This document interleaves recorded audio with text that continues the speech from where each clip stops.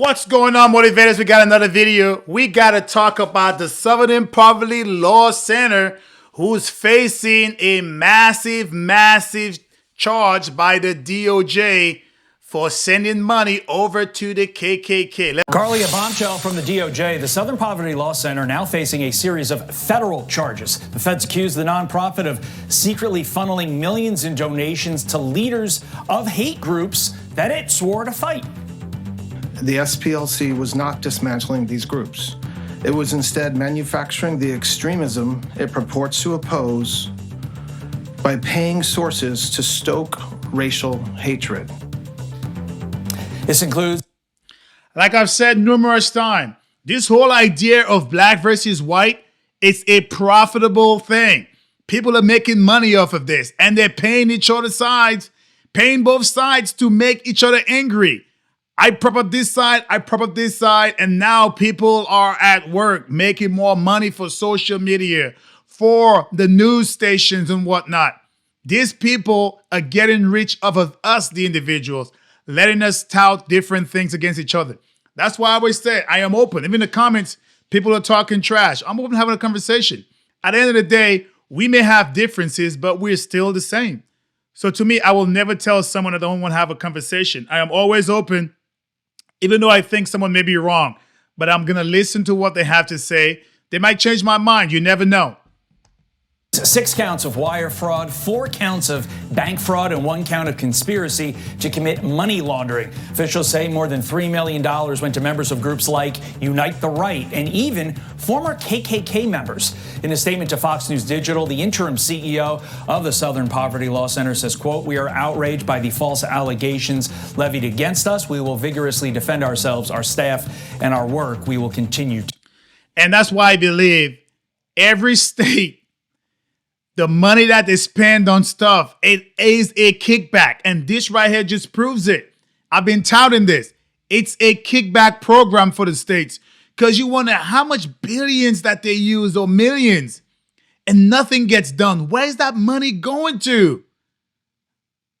We see it over and over. It's being funneled to different groups to petition us against each other.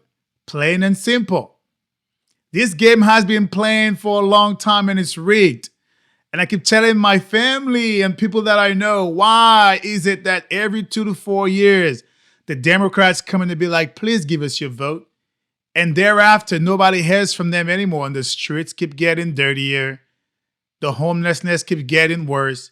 They dump stuff into the black neighborhood, but they want your vote. I'm telling you, this whole thing is rigged. It's a scam. To fight hate. With that, let's bring in Fox News contributor and criminal defense attorney Josh Ritter. And continue, Josh. We lost your mic there for a second. Question I pose to you: how shocking are these allegations to you? Your answer, sir. Yeah, they're very shocking when you consider how far outside of their lane they were on all of this. The way that they tried to describe it is that they were developing informants. I mean, they describe it as almost as if they were acting as a quasi-law enforcement agency. Not only were they not doing that, they were funding the groups that they are supposedly fighting against, and they were committing federal crimes. So it sounds like the way that the DOJ is looking at this is that this was obviously fraud to the contributors who were. That's scandalous. No matter which way you look at it, it's scandalous. These people should be sick. The thing is, they're not the only one. I guarantee if you go to all the government programs, there is some kind of fraud in there. There's no way that we're spending trillions of dollars and nothing gets done, realistically.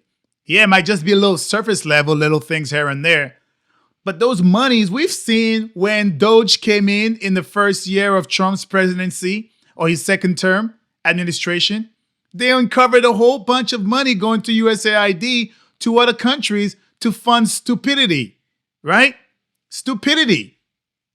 These people, the money is always getting, I would say it's money laundering if you want to ask me. Send it to a country, they get a little portion, and it funnels back into the states, into their pocket. How else could you explain that majority of people in Congress or in government going broke with a salary of 180 something to 200,000 and they become millionaire? Make those things make sense. Make it make sense. not telling them where the money was actually going.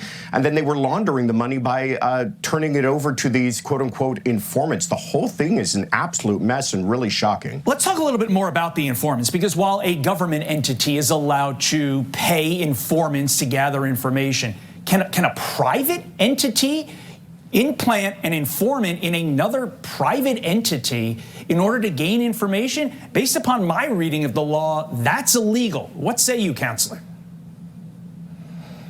Yeah, absolutely. You can go ahead and do it, and if you're doing it, you're committing fraud, and that's exactly what they were doing here. I don't know where they got this idea that this was somehow within their edict of. But they say they're going to fight it. This thing is so comical. I mean, right now it's allegedly, right? So we want to see it all play out in court and whatnot, but they're going to fight it. I mean, this stuff is pretty damning, and they have evidence too. It's pretty damning. A group of marchers took to the streets wielding tiki torches and chanting anti-Semitic slogans. Now, the indictment came down shortly after the group revealed that there was a criminal investigation into its now disbanded informant program. That program, it says, was created to gather intelligence on extremist group activities and monitor threats of violence. And it described the allegations made in the indictment as, quote, false, and maintains that the informant program, President Brian Fair, said in a statement that the SPLC will, quote, vigorously defend ourselves, our staff, and our work. Taking on violent hate in extremist groups is among the most dangerous work there is, and we believe it is also among the most important work we do. The actions by the DOJ will not shake our resolve to fight for justice and ensure the promise of the civil rights movement becomes a reality for all. So these people should be ashamed of themselves. Again, I want to see what it turns out when they do fight it, but they should be ashamed of themselves, if true. is a big story. I see everyone on social media, conservatives, talking about it because the SPLC has been a major antagonist for a long time. This is an organization that monitors hate groups. It publishes information about right-wing militia groups. More like they're the one who's creating the hate groups. I mean, just think about that. Think about that. They're supposed to be monitoring and they're creating it at the same time. These people, they just want to sow division. Plain and simple.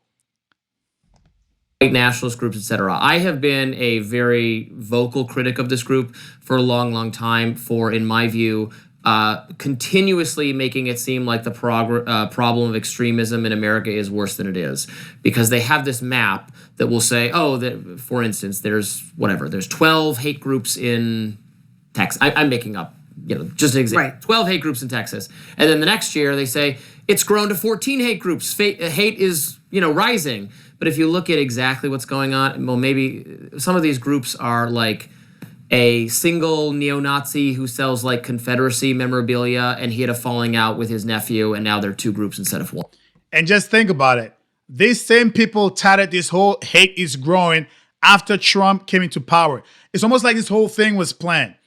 Obama was here. There was some kind of division when Obama came into power. He kind of like made some things as far as trend.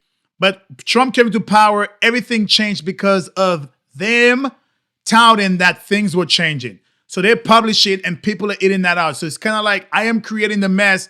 I'm publishing it and I'm refunding the mess. So everybody's going crazy out of what I created because I'm controlling both sides. This is insane. These people should go to jail, prison for a long time, if you ask me. And there was like 6 people in this group. Sometimes these groups, if you look closely, they're the Black Panthers. They count black nationalist groups too. So for this, in order to gain funding, they have to always look like this problem of hate and extremism is getting worse. And they've done a lot of creative hijinks over the years to mislead people with statistics. So that's been my long-running criticism. But now what the government is alleging is that they also had an informant program where they paid a lot of money to people who were embedded in these groups. And that is a very fraught tactic, even when the government does it. I have criticized it when the government does it. For instance, that you remember the kidnapping, so-called, of Michigan Governor Gretchen Whitmer, that plot. Well, that plot was moved forward by paid informants. They're being paid by the federal government to continue meeting and continue discussing the plot. Like, they wouldn't have gotten any. All right, plain and simple. We need to be able to know where our money is going. Again, I am all for all this auditing that's going in every state. Every government program needs to be audited. Every last one of them. There is too much corruption. The budget has become too big and people are just receiving payments and they're doing a lot of shenanigans and they're not being audited. Everyone should be audited. We, the people, again, audited on a consistent basis. Those people should be audited too. So let me know what you think inside the comments. All right, motivators, if you enjoy what you're seeing and heard, please like, comment, share, but most importantly, subscribe to A Black Veteran's Perspective. Stay motivated.